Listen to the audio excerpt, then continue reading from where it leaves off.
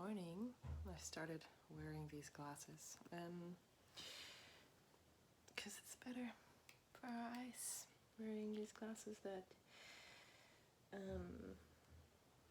my god, my brain is thinking German. No blue lights.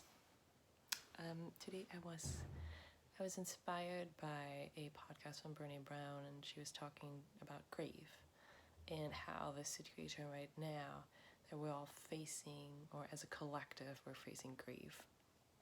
And she asked, I forgot his name, I'm going to share the podcast too, but she asked how we're going to deal with this collective,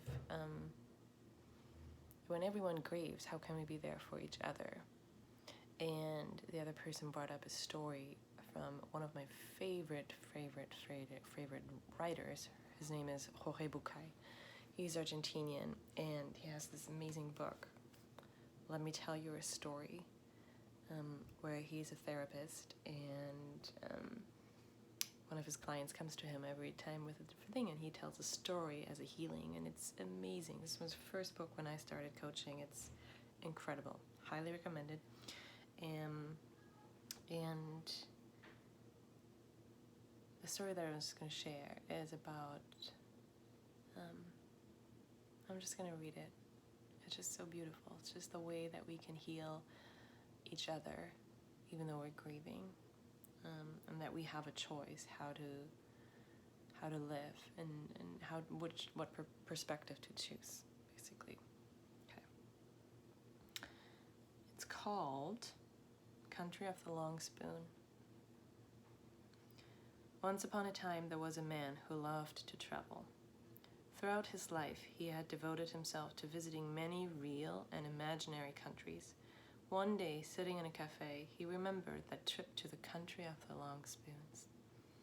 Well, yes, how strange the name of that country.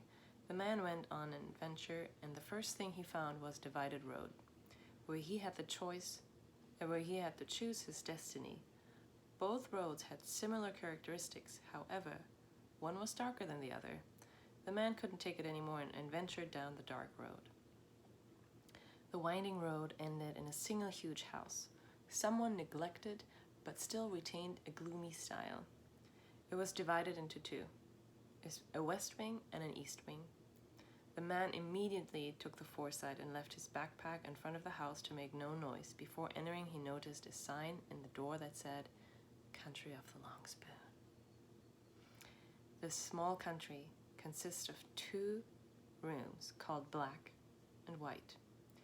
To travel the house, you must move down the hall until it's divided.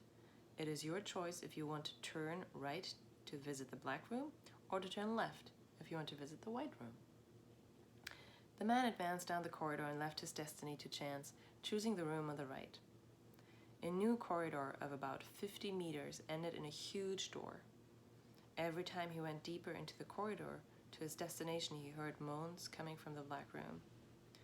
For a moment, he was frightened and hesitated to continue his journey. However, he steeled himself and continued walking down the corridor, reached the great door, quickly opened, and entered. Sitting around a great table, there were hundreds of people. In the center of the table were the most delicious delicacies in the world, and everyone around the table had a spoon with which they could reach the central dish. Without, however, they were all starving, and they appeared malnourished.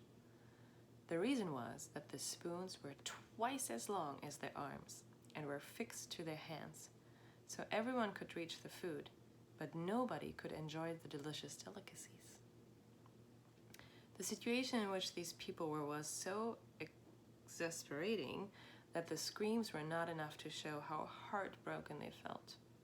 Despite the scene before him, the man did not allow himself to be influenced, and he turned around and ran out of the room. The man, somewhat distressed, arrived at the center of the division of the 2 roads, and this time decided to take the corridor on the left that went to the white room. Something similar to the other corridor, but more colorful and cheerful. One of the main aspects by which this new room differed from the other one was that he didn't hear any groans or laments on his way there. Upon reaching the door, the gentleman carefully turned the handle and found the same number of people sitting around a table. In this case, there were also delicious delicacies available, as well as long spoons fixed to their hands. However, nobody complained. Rather, they all smiled as they had implemented a unique technique where they helped each other and fed each other. The gentleman, after observing such an enigmatic panorama, retired with a smile, and upon hearing the click of the handle, he was already back in the cafe where he is remembering that adventurous trip. The man sitting from the cafe looked around, got up stealthily, and left. Yeah, isn't that a beautiful story? I love that story so much, and it reminded me to share this story because one of